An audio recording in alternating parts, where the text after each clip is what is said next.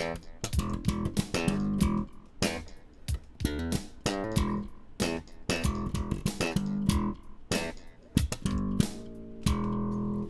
bass family, and welcome to Everything Bass. Big questions coming through, and I love it. I love that you guys are responding to me with comments, asking me to talk about a certain subject.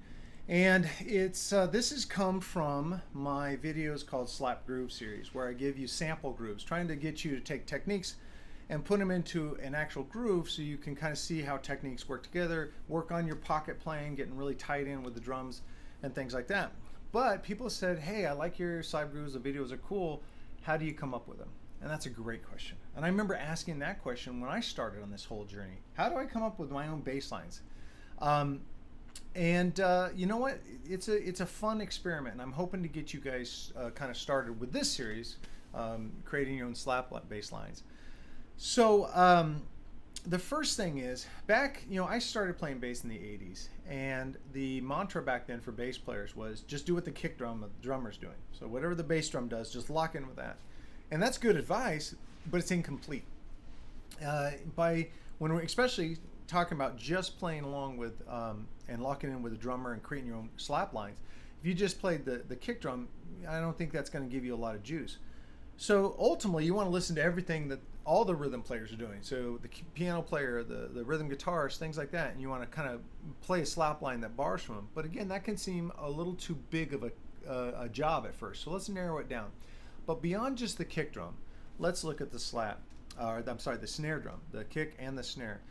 We can, I remember seeing a clinic with Larry Graham, where he talked about his initial concept with his thumb was the kick drum and his pop was the snare drum, because I guess the drummer wouldn't show up at church, and his mom was, I believe, the keyboard player, correct me if I'm wrong.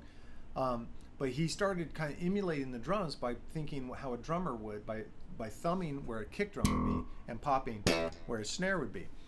So we're going to take that and run it through a couple drum patterns, and give you a chance to kind of hear what's going on here. So here's a very simple rock drum beat. You can hear kick, snare, kick, kick, snare. So we're going to borrow that, and we're going to start, let's just start simple. Let's start with, let's start E, why not? And we're going to use just this open E and the second fret E on the D string. So we got this.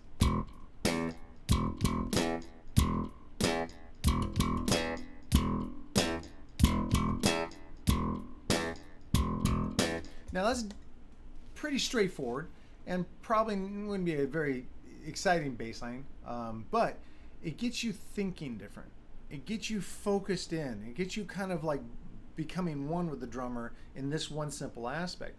Now, when you're playing along to a simple pattern like that, you have all this other space in between the kick and the snare, and that's where you can start using the framework of the slap and pop, but then and the bass and snare, and then kind of like go in between and find really cool rhythms and syncopations in between that.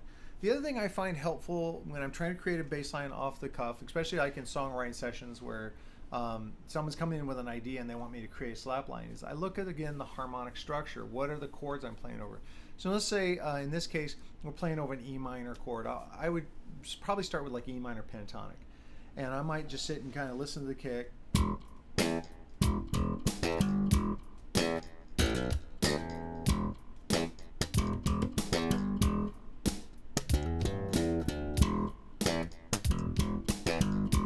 Now I came up with that, and it kind of stuck in my brain. I played it during the intro, and it kind of returned to me. But that's just not the only thing.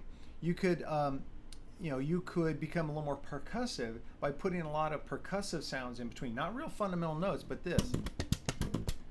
But try not to lose that.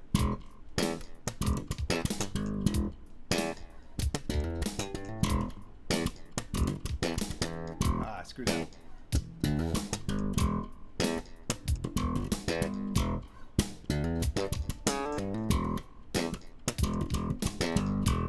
So there's a lot you can do by just playing along with the drum beat. I was going to say this talking about the end, but there are so many very affordable drum program or apps for phones and tablets out there. I believe both Android and iTunes, you can find really good ones. I'll be talking about one in the series Add apps that can make you a better bass player. Two, if you look in two, I'm going to talk about, I believe it's called Drum Beats Plus, and it's very affordable and will give you a ton of resources where you can practice this. Practice playing along to different drum beats. Now let's take just a variation. This one's a very simple drum beat still, but it's a little more syncopated. It's got a little more bounce to it.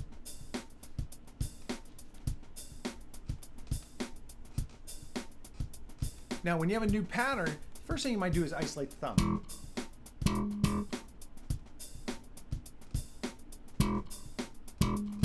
Get used to that.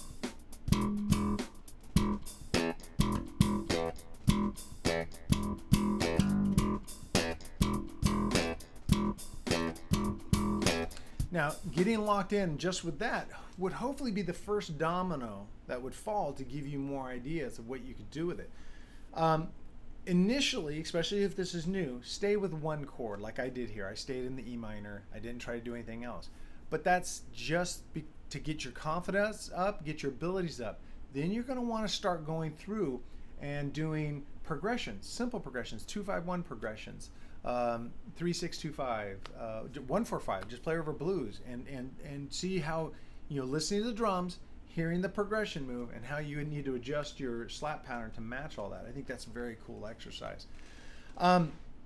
So to help you guys, if you're a Patreon subscriber, the link's in the description below. You can actually be a monthly subscriber for $8 a month. And what I'll be doing for this is I'll be uploading on the post that says, it's called Create Your Own Slap Bass Lines 1.